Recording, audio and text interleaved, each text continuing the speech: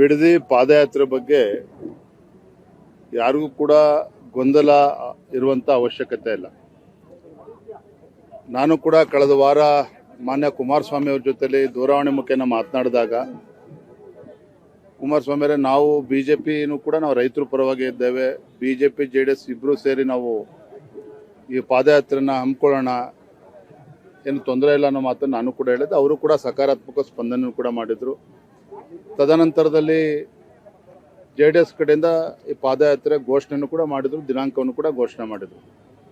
ಹಾಗಾಗಿ ನಾವು ಪಕ್ಷದೆಲ್ಲ ನಮ್ಮ ಹಿರಿಯ ಮುಖಂಡರ ಜೊತೆಯಲ್ಲಿ ಕೂತು ಚರ್ಚೆ ಮಾಡಿದಾಗ ಯಾವುದೇ ಕಾರಣಕ್ಕೂ ಗೊಂದಲ ಆಗೋದಕ್ಕೆ ಅವಕಾಶನ ಕೊಡೋದು ಬೇಡ. ಯಾಕಂದರೆ ಈ ಜೆಡಿಎಸ್ ಆಗಲಿ ಬಿಜೆಪಿ ಆಗಲಿ ರೈತರಾಗಲಿ ನಮ್ಮೆಲ್ಲರ ಉದ್ದೇಶ ಒಂದೇ ಇರುವಂಥದ್ದು, ರೈತರ ಹಿತರಕ್ಷಣೆಯನ್ನು ಕಾಪಾಡಬೇಕು.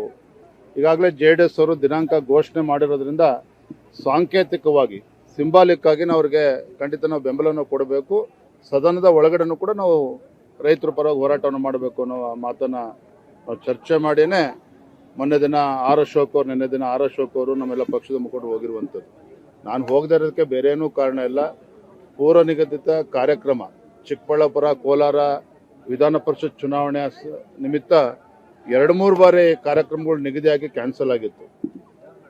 ಭಾನುವಾರನೇ ಮಾಡಬೇಕು ಅಂತೇಳಿ ಅವ್ರ ಅಪೇಕ್ಷೆ ಇತ್ತು. ಹಾಗಾಗಿ ಪೂರ್ವ ನಿಯೋಜಿತ ಕಾರ್ಯಕ್ರಮದ ಪ್ರಕಾರ ನಾನು ನಿನ್ನೆ ಕೋಲಾರ ಚಿಕ್ಕಬಳ್ಳಾಪುರ ಹೋಗಿದ್ದೆ ವಿನಃ ನಾವು ಮತ್ತೆ ಸಾಂಕೇತಿಕವಾಗಿ ಅಂತ ಹೇಳಿದ ಮೇಲೆ ನಮ್ಮ ಆರ್ ಅಶೋಕರು ನಮ್ಮ ಮುಖಂಡರೆಲ್ಲ ಹೋಗಿದ್ದಾರೆ. ಹಾಗಾಗಿ ಇದ್ರ ಬಗ್ಗೆ ನಮ್ಮಲ್ಲಿ ಯಾವುದೇ ರೀತಿ ಗೊಂದಲ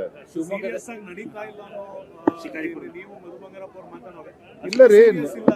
ದಯವಿಟ್ಟು ಹಂಗೆ ತಪ್ಪು ತಿಳ್ಕೊಬೇಡಿ. ಅಶೋಕ್ ಅವ್ರು ಏನ್ ಹೇಳಿದ್ರು, ವಿರೋಧ ಪಕ್ಷದ ನಾಯಕರು ಸಾಂಕೇತಿಕವಾಗಿ ನಾವು ಬೆಂಬಲವನ್ನು ನೀಡ್ತಾ ಇದ್ದೇವೆ ಅಂತ ಹೇಳಿದ್ದೇನೆ. ನಾನು ಅದನ್ನೇ ಇಂಗ್ಲಿಷ್ ಅಲ್ಲಿ ಸಿಂಬಾಲಿಕ್ ಆಗಿ ನಾವು ಇದು ಮಾಡ್ತಾ ಇದ್ದೇವೆ ಅಂತೇಳಿ ಬೆಂಬಲ ನೀಡಿದ್ದೇವೆ ಅಂತ ಹೇಳಿದ್ದೇನೆ.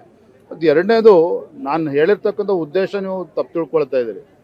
ಯಾವ್ಯಾವ ರೈತರು ಬಿಡದಿನಲ್ಲಿ ಮುಂಚೂಣಿಯಲ್ಲಿ ಬಂದು ಹೋರಾಟವನ್ನು ಮಾಡ್ತಾ ಇದ್ರು, ರಾಜ್ಯ ಸರ್ಕಾರದ ಕಡೆಯಿಂದ ಅವರ ರೈತರ ಮೇಲೆ ಒತ್ತಡವನ್ನು ಹೇರಿ ಅವರಿಗೆ ಪರಿಹಾರವನ್ನು ಕೊಡುವಂತ ಕೆಲಸ ಮಾಡ್ತಾ ಇದ್ದಾರೆ. ಕೆಲವು ರೈತರು ಇದರಿಂದ ಹಿಂದೆ ಸರ್ಕೊಳ್ತಾ ಇದ್ದಾರೆ. ಇದೇ ವಿಚಾರವನ್ನು ನಾನು ಅವತ್ತು ಮಂತ್ರಿಗಳ ಜೊತೆಲೂ ಕೂಡ ಹೇಳಿರುವಂಥದ್ದು. ಅರ್ಥ ಭಾರತೀಯ ಜನತಾ ಪಾರ್ಟಿಗೆ ಇದರಲ್ಲಿ ಆಸಕ್ತಿ ಇಲ್ಲ ಅಥವಾ ಜೆಡಿಎಸ್ ಅಷ್ಟೇ ಮುಂದ್ಬಿಟ್ಬಿಟ್ಟಿದ್ದಾರೆ, ಖಂಡಿತ ಆ ಥರದ್ದೇನೂ ಇಲ್ಲ.